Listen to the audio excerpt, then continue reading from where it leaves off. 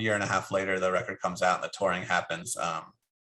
But so there wasn't any like, like NBA finals champagne, ski goggles or anything. Yeah, although in retrospect, I feel like I should have done that. That would have been fun. This podcast is about you and your journey in music, and we'll talk about the new record. The record came out, what, today? Did I see that? Well, yesterday. Yeah, yesterday. Yep. So yesterday, today, it's sort of a Thursday, Friday release. Very cool. Well, that's super exciting. So I want to talk to you about that as well. Yeah. Awesome. Thanks. Awesome. Well, do you mind? I don't know if you mind touching on the Akron family at all, because I know it's part of your story. Yeah, totally. And we won't stay there too long, but I want to hear. I'm just curious about it, and then into your new project. Yeah, I would love to. Sounds great. Cool. Where were you born and raised? Were you born and raised in New York? I was actually born in New Jersey, but then before the age of 1, moved to Pennsylvania. So I grew up in central Pennsylvania. Williamsport is the name of the little town. It's like 3.5 hours from New York City. So beautiful, small country town, Pennsylvania. Okay. What was it like growing up there? It's funny. It's like where you grow up, you just think it's normal. Like that's the way things are. But it was like, to me, it was normal, small town America. It's like we knew all our neighbors and, like I would go down the street and hang out with my friend, and we really liked watching Footloose and that BMX movie, Rad. So it was great. And it was weirdly like a kind of, I imagine we'll talk about this later when I looked at your questions. It was like a music town for being a small town. Okay. There were a few amazing teachers there. And so there was just a lot of kids that were really talented musicians. There's a lot of music stuff going on. So it's kind of a cool little town to grow up in. It was very idyllic, lots of beautiful nature around, creeks, fly fishing, that sort of thing. But also a lot of music stuff going on too. That is awesome. So, what about your family? Were they musical at all, or are they musical at all? My family does not play music. But my dad's really a passionate music listener, kind of guy, like put a record or CD on, close his eyes and like listen to the whole record, really go on a journey. That's cool. He definitely turned me on to like jazz and certain blues stuff early on. That definitely was a part of the beginning of my music journey for sure. Sure. What was the first instrument you learned? I studied piano. Actually, speaking of, my parents weren't musicians, but we took like some like father-son piano class where we learned piano at the same time. But so I studied piano like when That's I was awesome. When I was a kid, but I never really like was very super dedicated to it or overly passionate about it. I liked it, but then I switched to guitar around the age of 12 and was like head over heels for guitar, and just like was just obsessed with became obsessed with guitar and music and bands and the mythology, that whole thing, which led to songwriting and singing and production and all that other stuff. Sure. Well, first off, that's awesome that they did a father-son piano thing. I wish maybe I could find one if I looked it up, but like that's really rad. Yeah, it was kind of fun, and I was like, I was probably better than him probably at an early age, so that gave me confidence. Sure. Well, you talked about the town you grew up in being a musical town. Were there a lot of shows happening? Like did that kind of intertwine? Yeah, I mean, at that time there were definitely like through middle school and high school, there were people had punk bands and hardcore shows at the YMCA and stuff like that too. But then, and I had a few different guitar teachers. I had some awesome guitar teachers. My first guitar teachers, before I really knew what I was doing, like I was playing classical guitar because, or had a nylon string guitar because I don't know, that was what they recommended you start on. But all these guys with like really long hair that were just like metal shredder dudes. And then at some point I started bringing in stuff like Robert Johnson or Skip James or Kenny Burrell, jazz guitar music and stuff. And I think they were like helping me transcribe it, but I could tell that they weren't the right place to find that information. And then through another friend, found this other guitar teacher who also had a background as a metal shredder too, but he had gone to Berkeley and he was really well studied, played jazz, wrote jazz, did all this stuff. And then he was just in the beginnings of sort of starting what has now become this kind of like full-fledged music school in our small little town. And he was just like a really, passionate, dedicated teacher, music educator, and sort of like, you know, one of the first like mentor teachers in my life that it really was like, okay, yeah, you're pretty good at this thing, but like, how much better could you be? And it was like really like he challenged me to like be better than what I was like just easily good at, to like, you know, and so yeah, so that started my study of jazz, and I ended up going to Berkeley and studying jazz and jazz composition, stuff like that. Oh, you did? Okay. Yeah. Cool. Okay. But then but yeah, but he went on to start, like, just a side note on him, he went on to start this music school. When I was studying with him, the guys that I was in a band with, Dana from Akron family, the drummer, we were all like eager to learn stuff. And we were like, he would teach us these classes of music theory in his kitchen. We would go over to his house, and we would sit at the kitchen table. We would analyze real book chord changes, do, you know, analyzing chords, learning all that stuff when we were in high school. And he went on to start this school, and now there's all these kids, and they do insane productions. They put on Pink Floyd's The Wall at the local theater, or like walk into random cafes in our town, and there's these 14-year-olds reading down bebop charts in the real book. It's kind of like a weird, insane thing. That is awesome though. Wow. What a cool like thing to start in your town. I mean, yeah, I grew up in San Diego, and I can't think of anything cool like that. Oh, cool. I live in San Diego now. We live in Oceanside. Do you really? Yeah. I was wondering, you had to be in Southern California with the weather like that outside. Yeah. And then actually, so left, went studied Berkeley, and then I moved to Brooklyn. That's where I started Akron family. And then after about, I don't know, 6 or 7 years of living in New York City and touring, I actually left and went back to my hometown of Williamsport for a few years before coming out west. And my teacher, Dave, his name's Dave Rumball, and his music school is called the Uptown Music Collective. He had gone on from like these informal classes in his like kitchen, literally, to like having started this school. And I went to visit him, and I was just like, this is insane. How many students do you have? He's like, I don't know, 90 some. Oh, wow. And I was like, my friend Regina worked with this composer, Reese Chatham, who wrote an orchestra for 100 guitars. And I was like, Dave, would you, if I could pull, was living in Paris at the time, this composer. And I was like, if I could pull this off, you know, would you want to do this 100 guitars here in Williamsport with your kids? And he's like, yeah, that sounds awesome. And Reese had only ever done the performance in Europe. It had never been staged in America. And so I got in touch with him through my friend Regina, who managed him. And we ended up staging the first performance of this 100 guitar symphony in our small town with all these kids. You know, so Jonathan Kane on drums, who like played in Swans and all these like proto punk early 80s hardcore New York bands on drums. Josh Abrams, who's a bass player from Chicago, that like Chicago Underground Quartet, like amazing bass player from Chicago, came in. And then we just had like, we ended up not having 100 students, had like 80. And then we just filled it in with all the local like metal dude guitar teachers. And we put on the first American performance of the Reese Chatham's 100 guitar piece. It was pretty fun.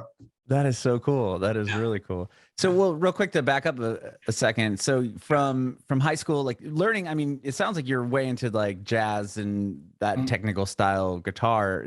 And you went on to learn that at Berkeley too. You went there for that? Yeah, when I went to Berkeley, the focus was on jazz performance, and then with a sub focus in like composition. Okay. Because even from an early age, I was really passionate about guitar, but I was also always was really passionate about like starting bands and songwriting. I didn't get this like singing until later, towards high school and into college, and but I was just always really passionate about songwriting and you know, stuff like that too. So when I got to Berkeley, I mainly focused on guitar, and it was just like, you know, like practicing in the practice rooms all day. Drank a lot of yerba mate, sure, which went really well with scales. There was a teacher at Berkeley named Mick Goodrick. Do you play guitar? Poor. I mean, I can play, yeah, but I'm not good by any means. When I studied with my teacher in Williamsport, there's this book called The Advancing Guitarist, which is this really cool book by this. He's like a jazz guitarist, but almost more famous as a teacher. This guy Mick Goodrick, he wrote this book, The Advancing Guitarist. He was Pat Metheny's teacher. And yeah, the book is just really like philosophical and conceptual about how to get outside the boundaries of like traditional guitar technique. It's hard to explain, but it's a really kind of amazing book. And so I was really excited about studying from him as well when I got to Berkeley. So I got to study with him and all these other amazing teachers. So yeah. Did you start any bands while you were going there, or was it mainly just focusing on studying? No, when I was at Berkeley, it was all, I was like jazz obsessed, and it was just like playing jazz with everybody, playing traditional tunes, writing jazz stuff. But it wasn't any, I didn't have any bands when I was there. I had bands all through high school, Mm-hmm. and then there I still played with some of the musicians. Dana, I kind of always played with Dana, the drummer from Akron Family. He and I grew Mm-hmm. up together, and but then yeah, at Berkeley it was just like all jazz, still playing with some of the bands from home, but didn't really start any bands there. And then when I went to New York, um, I started in New York still being very into the jazz thing, but then I was kind of, that was when I started to kind of make the switch where I was like, I like jazz, but I really want to do bands and songwriting and production and incorporate some of the techniques and ideas and theories that I'd gotten from jazz into, other forms of music, I guess, for that, if that makes sense. Why did you choose to go back to New York? And Or then how did you meet? Was the drummer for Akron Family living there at the time too, or like, no, did no, he no. come with I you went to New Berkeley? York. I went to New York because I actually left. I didn't finish at Berkeley, and then I went and took some classes at NYU, and I was going to finish, maybe considering finish school in New York. I was also going to go finish school at the conservatory at Oberlin, and then I just got wow, to in Ohio, Oberlin, yeah, Ohio.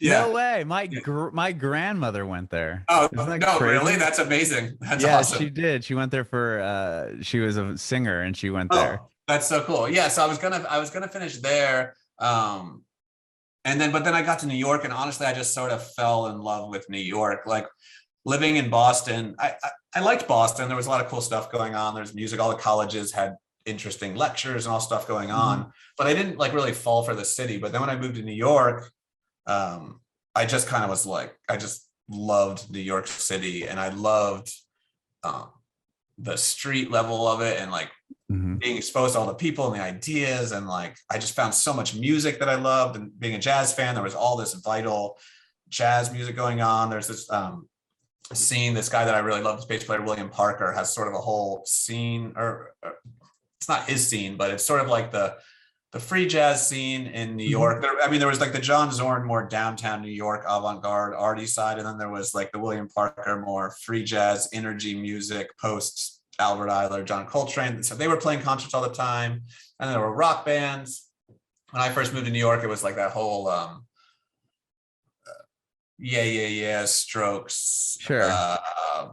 Oneida, Liars, rock revival thing going on. And I interned at Matador Records. Oh, you did? That's awesome. Yeah. I photocopied a lot of pictures of Interpol. This is like pre-internet, so it's like photocopying. So I just loved New York, and then got into making music with a bunch of people in New York, and then started Akron Family, and it just sort of all started happening. And so I ended up not finishing school and just making records and going on tour and stuff like that. Yeah. So like, tell me about getting, like, when Akron Family starts going, like, what was the first kind of big success, like milestone that happened with the band? I mean, we started making music, and we were kind of like living like a dual life as a band, where we were recording. We had like this weird loft out in East Brooklyn, which of course, when we moved into, we thought, wow, we're going to play music all the time. And then the first day we got in there, we like started raging. And then all like 4 neighbors came and were like, you can't do that. This is like, we all live here. This is not a rehearsal space. And we were like, oh, right. So we got a rehearsal space, but then we started making like recordings in the loft, but they had to be really quiet because of the noise. The neighbors. Yeah. So we were making, and we were using Fruity Loops, which is now like mostly people make trap music on Fruity Loops, you know, beats and stuff. But we were using it to make really weird, kind of like post-folk cut up, quiet music with lots of interesting sounds. We were really influenced by like Gastro del Sol and Jim O'Rourke, some other stuff that was going on. And it was right around the time of like Yankee Hotel Foxtrot was coming out. I don't know. I just feel like people were like blending songs with sound in interesting ways.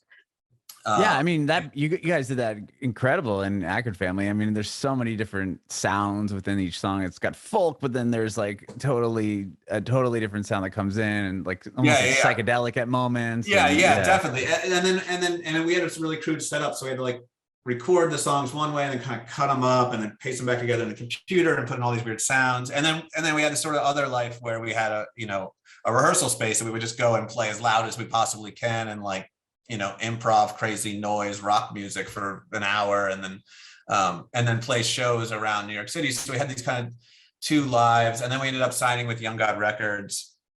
And then that was when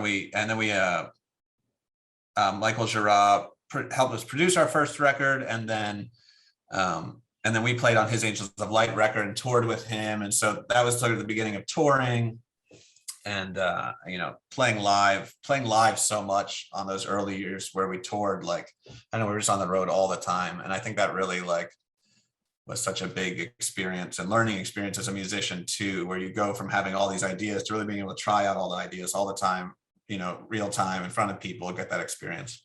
Mm-hmm. And when you were in Akron Family, what would you say, if you could like pinpoint like a big change or like a big milestone for the band as far as like achieving like a big goal that you were set out for? Yeah, I mean, our first big goal was like, oh, we really want to be on a record label, and then we were sending. We like made these like CDRs and decorated them with all sorts of stuff, and with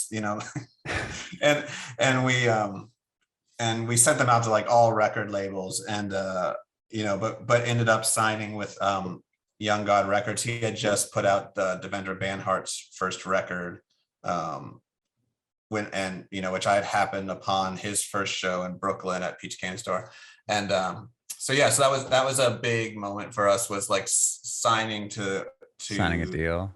Signing a record label, because that sort of opened the doors to us for like a booking agent and touring in Europe and all this stuff that we were excited to do. Yeah. Was it, I mean, I can imagine being in a band that you get signed to a label like that, especially then it was like, that's like the dream, right? Like, oh, we got signed to a record label. Like, did you guys have like a big celebration or big moment from there? It was kind of funny, because I remember it being like it happened, and then we were like, wow, like it sort of was like slow too, because like we started that relationship, but then went on to make the record and work on his record. It took like another year or year and a half before it actually came out. So in a weird way, it was kind of like we were so excited, and then it was kind of like, oh, okay, now we get to work, and a year and a half later the record comes out and the touring happens. But so there wasn't any like NBA Finals champagne, ski goggles or anything. Yeah, although in retrospect, I feel like we should have done that. That would have been fun. That's pretty funny. And I mean, obviously the band went on for a while, right? I mean, you put out a ton of records, 6 or 7 albums, and I mean, 6, 7, 8 records. Yeah, we put out a bunch of records on Young God. Did some fun collaborations. Ended up doing some collaborations with some jazz musicians that I'd always really looked up to in jazz school. It sort of brought them into our universe of sound and hybridizing that. And we put out a bunch of records with Dead Oceans. Oh wow, okay. Yeah. And then, sorry, go ahead. Yeah, go ahead. Yeah. No, I was just gonna say, and once you got, from what I read, you and the rest of the band kind of just started on different side projects. Yeah, totally. Yeah. And that's kind of how it fizzled out. Yeah, I think around like the last record we made was Subverses, and I think by that time it was just like everyone was sort of naturally starting to go creatively in different directions. And then I think for me too, I was starting to not want to tour quite as much, because we toured all the time, and wanted to do more writing and composing and producing projects and stuff like that. So it just sort of like became like a natural pause that just sort of has been an ongoing natural pause, Sure. Yeah. When did you end up getting out to well, now you're in San Diego, but did you move to San Diego? Was that your first move from the East Coast, or did you go to LA? No, we hopped all around. We left and came to Portland first. We were in Portland for a little while, which was great. And Dana from Akron Family, the drummer, moved to Portland as well, and he's still there. He loves it there. Okay. Which is an awesome music town too. Lots of great musicians in Portland, bands in Portland. And then, but we got kind of rained out a bit in Portland, and so we went to Tucson, which is kind of like the opposite. And I think there's even a little bit of a back and forth there, where people get rained out, they go to Tucson, and then they get dried out, and then they go back to Portland. So there's a bit of a thing there. Okay. Tucson's an awesome music town too. Obviously mariachi and Mexican influence, but a lot of great studios. And I think Paul McCartney lived there for a little bit. Did he really? Yeah. And I know his wife loved Palm Springs. That was like her favorite place. Oh ever. yeah. Palm Springs is great too. And then we moved to LA for a bit. Then we were in Joshua Tree for a few years. And then again, we kind of got tried out in Joshua Tree and ended up being like, let's go try out Oceanside. And then, so we ended up here. Now you're San Diego. That's amazing. So, I mean, the project you just put the record out with, this is your first album, first release? No. Oh, okay. This is my fourth release, Cy Dune. The first one, I made the first record in Tucson, and then the second and third record in Joshua Tree. So there's a record called No Recognize. There's a record called Shake. Okay. A record called Desert, obviously. Yeah. And then this one, Against Face. I think with this project, Cy Dune in general, I was like, when I moved to Tucson, I kind of was like wanting to revisit like some like early influences that I mentioned, like of early blues music, Skip James and different sort of, primal early blues influences. And then that sort of like led to like investigating early rock and roll musics as well, 50s stuff, up into proto punk music. And so like kind of in a way, all the different Cy Dune records have been like me kind of like digging into the language of different American blues and rock idioms, for lack of a better word. And then up into this new release, which kind of has like more of like a harebrained take on kind of like punk and new wave. Yeah, I was gonna say it's pretty heavy. Yeah. And it's kind of all over the place because like it's not meant to be like one specific sound. It's like each song kind of goes into like a different era of punk in a way. And then it's kind of like brought together with these kind of interludes. It's sort of just like an explosion, 18-minute explosion of like rock music, energy, punk energy music. It's fun.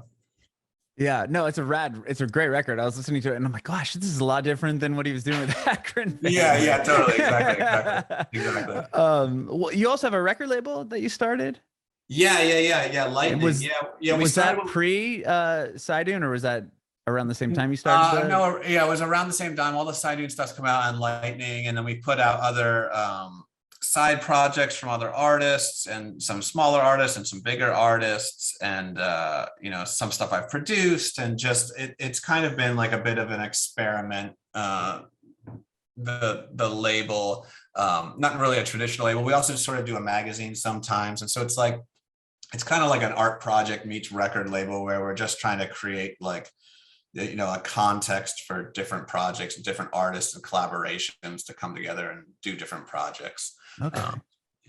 That's really rad though. I mean, well, I'm curious, you put out Desert in what, 2019, right prior to the pandemic? Yeah, I guess. Yeah. So, time's been so weird. I can't keep, it just feels like everything went on pause, and then it's like, so yeah, I think that it was definitely before the pandemic, probably like 6 months to a year before. Okay. And were you able to like tour that record or support it? And then how did that affect your, then being stuck? No, I don't think I played. I haven't played any shows, honestly. No.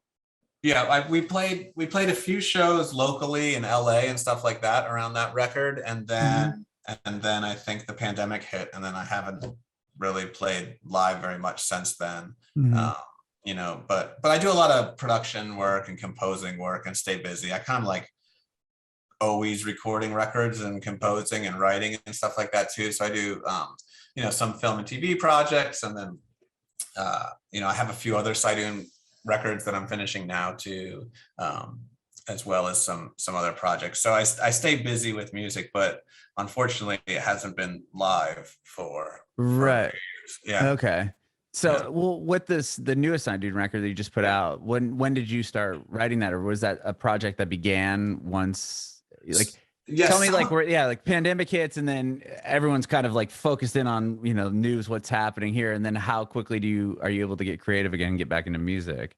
Yeah, I mean, at first when it first happened, I like took off for a little while, and I was just like because the whole world like pushed pause, and then I was like, oh, I guess I guess I'll start writing and making music again. And then a few of the songs on Against Face I had written back in early sessions for the last record and didn't end up finishing them, and so I started with those, and then I started writing some new stuff, and then really the focus in finishing it was just how to put it all together. And I started writing these crazy like vaporwave transitions, all the like weird psychedelic synth stuff too. And I think during the pandemic too, the beach was open so we could go surfing. So we were going surfing, and somehow Devo became our going to the beach surf music. That's awesome. I don't know why. It just was like, it just really got us pumped to go surfing. And so I never really, I don't know if you have this experience too, but sometimes I find bands and I'm like, somehow I just never really explored that band yet, before. Right. And I just, of course I knew who Devo was, but I never deep dived into the catalog. And so I just kind of like got really into that, listening, going to surfing. And so that took the record too into bringing more synth into some of the punk stuff, and then so that kind of brought in a new wave sound, and so then it was just like putting all the different pieces together. Right on. And do you record? I mean, you're obviously in a studio now. Do you record everything at your house? Yeah. I record everything here, and we're actually getting ready to move into a larger studio space. But yeah, everything's been out of the home for now, and then the home studio. That's awesome. Was that something you had already prior to? Were you already doing your recording yourself at home prior? Yeah. Okay. I mean, we've been in different places, so the setups have changed over the years. But after COVID, it became a home studio for a while. But I've been recording and producing stuff and composing for probably the last 10 years. Sort of dovetailed with kind of like spending less time on the road with Akron family, and then getting into more composing work and studio work. Sure. Do you record any other artists? Like, do you engineer other sessions there or anything? No, I've done like collaborations with artists, and then there's a new artist on Lightning, Ali Vanique. I helped co-produce that music. It's more like electronic pop, post-genre electronic pop music. I can send you a link after the call. Oh, cool. Yeah. So get involved in a handful of projects, but then mostly offshoots of something that I need to collaborate with or produce. But it's less like traditional recording, like miking up drum kits and stuff like that. Okay. Yeah. Are you out scouting talent? Like, how do you find artists for your label, or do you have other people that kind of help you on that end? Or it's not like that. It's like we do most of the A&R, but it's more like friends or friends of friends, or just something we hear and then we hit them up and want to collaborate on a remix or do something, and then that naturally leads to putting out some of their music. Lately we've been doing a lot of collabs and remixes with people from it's all over the place, which has been great. Like we just did a remix for that artist I was talking about, Ali Vanique, with a cool young DJ out of Peru. Some people out of Europe, and just like, I don't know, we've been really excited about, collaborating with people globally and reaching into like different sounds and cultures and ways of making music, and how like digitally we can collaborate now. That's cool. I mean, I know recently there hasn't been much room to go out and check out shows and stuff, but like, are you involved at all in San Diego scene at all? Not as much as I'd like to be. I mean, I hopefully soon, because we've moved down here, right? We moved down and we were like, surf for a few months. We're like, oh, let's go meet all these people. There's all this cool music stuff going on. There was a place out in Escondido called Ship in the Woods that was doing cool shows and had just had their first festival. And then COVID hit, and then it was just kind of like, oh, there's no shows, there's nothing going on. But it's slowly starting to happen again. It's like all this belly up, and there's all sorts of cool stuff going on around here. Yeah. Because I moved to Nashville, and I moved in February 2021. We moved here. So yeah, I was born and raised in San Diego. I spent a little bit of time in San Francisco. Yeah. But I'm just, yeah, it's interesting. I love talking to people that are there in San Diego because I can obviously relate directly to that. But I remember that festival you're talking about in Escondido. My in-laws still Oh live yeah, in yeah, Escondido. yeah. And yeah, so I remember that being announced, and just like it's crazy to think how much it just everything, when it all shut down, like all these things that were gonna happen, and Yeah, being in San exactly. Diego, and then it was just like, oh, nothing is happening. Yeah, yeah, So, I know, but there's stuff happening. I mean, they just built, and we still haven't been. They just built the new, I don't know what they call it, the band shell down in the park. That's where the symphony plays in the summer. mhm. There's a new venue for the symphony in the summer. Um, and then Did you ever yes, go to that venue? And there's a venue right there in Oceanside in the sand. Is that what you're talking about? no. I don't know what's that. It's like I can't think of what it is. It's like there's like a big stage. They've had a Oh, few big shows out that there. place. Yeah, No, yeah. I've been asking people. I keep asking people when I like run into people that are like locals or like involved with the city or one way. I'm like, what's up with that amphitheater? They're like, oh yeah, they want to do something. Maybe I don't know. These people say this. These people say that. It's like such an awesome spot. Like we need to do some shows there. Yeah, I worked for a radio station for a long time in San Diego, Oh, and cool. we did a couple of shows there. It was pretty good. Oh, It was cool. crazy. Yeah, Yeah, it was cool. that's awesome. Yeah, no, it's so prime. It's like a great spot. It's yeah, no, yeah, it is. It's an awesome spot. But it's so funny because when it comes down to like promoters and everything, it's very easy to just kind of see the show without having to pay to get in, if that makes any sense. Yep, yep. And we had issues with people just kind of walking in because there's no real Yeah. No, it's not a very controlled environment. no, not It's at probably all. better for like a free city fun, Right, outdoor show, it's better for exactly. a free thing, yeah, than like it's not a very boxed off controlled Right. That's why location. I was wondering if they're doing anything there, because especially now with all the venues hurting, I'm sure that doesn't help. Like, oh, Yeah, let's hire this huge artist to play this big amphitheater that we can't control people coming in and out of. yeah, yeah. But No, they haven't been doing much there, but shows are starting to happen again. Ty Segall just played at Belly Up, and then I love the I belly met a up. local band here, Matson Two. Have you heard of these guys? You know the Matson Two? Uh-uh. Yeah, I think they're in a car park. I met them up at Tree Fort. I don't know. I went to. Have you heard of this music festival, Tree Fort Music Fest out of Boise? No, I haven't. No. Yeah, I was going there for about like I did like 6 or 7 years of going there, and I wrote this piece for like 20 bands to play at the same time called Band Dialogue. So like Wow. it's easiest to do at festivals because there's so many bands there. So I'll organize with a festival to get bands to kind of participate in it, and then we'll meet in the morning and I'll pass out all the instructions. I sort of teach them during the day, and then the evening we do the performance. And it's like outdoors, so it's just like we'll take over a block or we'll shut down a street and do it in the middle of the street, or it's just like this giant. I've done it in giant like lines or facing each other, or the last few years at Tree Fort we did it in these big circles. So it's just like 20 bands, and then Wow. the crowds all around, and then we like let people walk through sort of too, and it's just sort of this massive sort of sound sculpture with all these bands, and all there's different sections that have, some are like more sonic and some are more rhythmic, and there's different things going on, but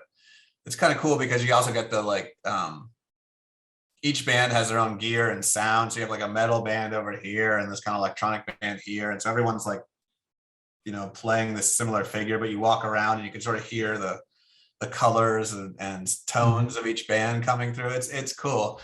But yeah, I met these guys, the Matson Two. They're twins from down here. Great guitarist and drummer. So they've been playing some shows locally. That's cool. Wow. How do you even arrange something like that? I mean, do you come up with the whole piece? Like, how, I don't know. Like, how did you hear all these elements together to make sure it Yeah. makes I mean, sense? it was like influenced by like I mentioned that I that The 100 composer from guitar.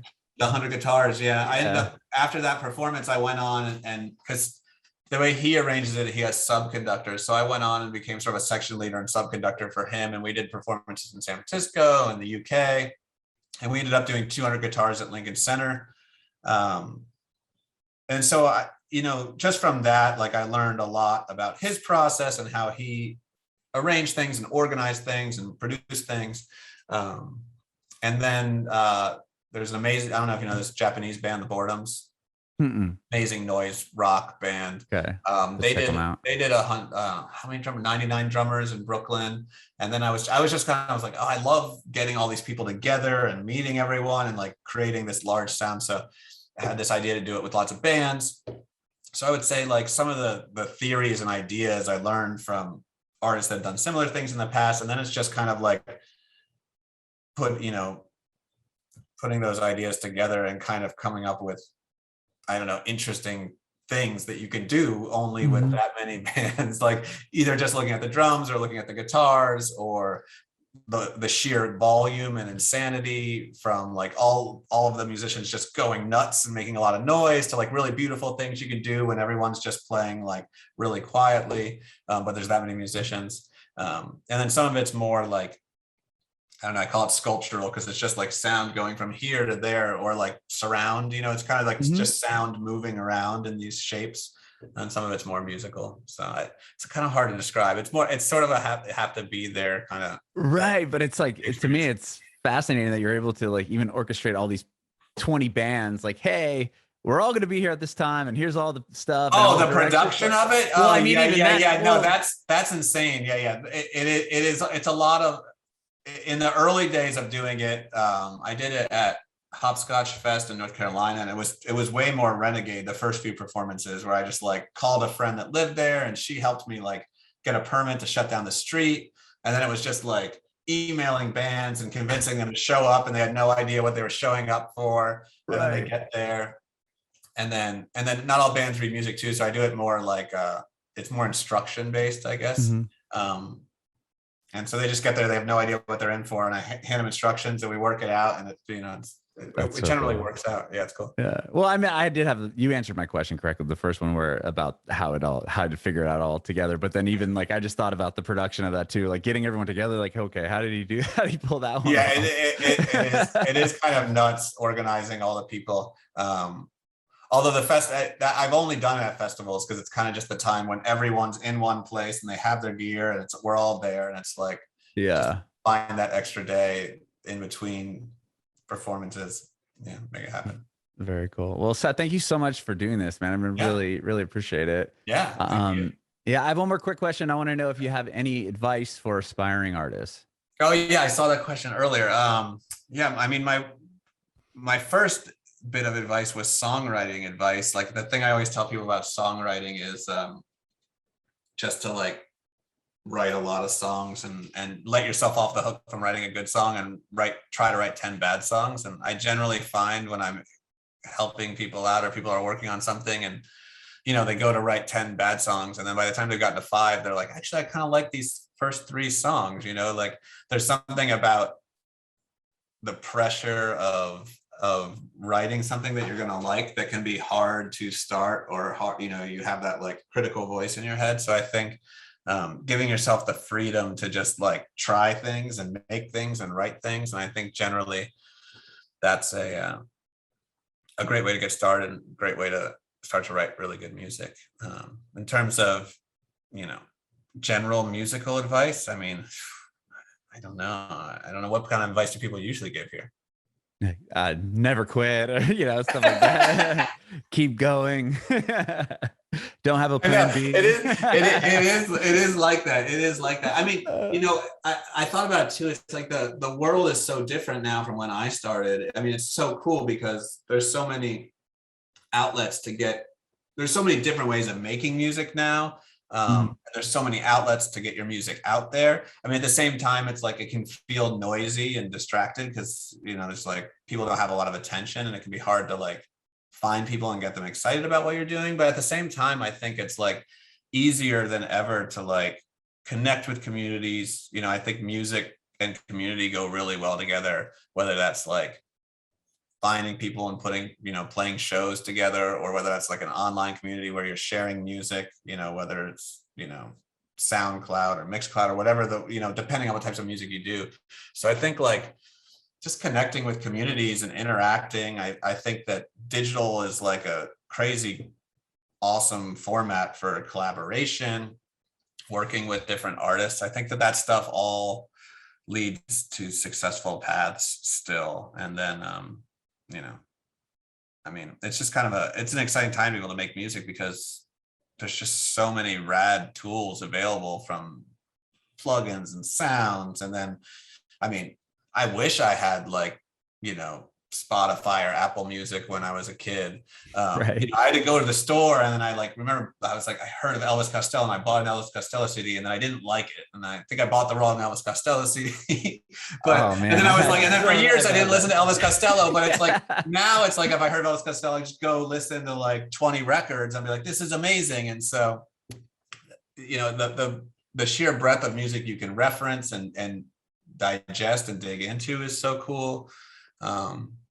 You know, and then there's so many cool tools out there. Bandcamp, you can just like release music and create community immediately on something like Bandcamp.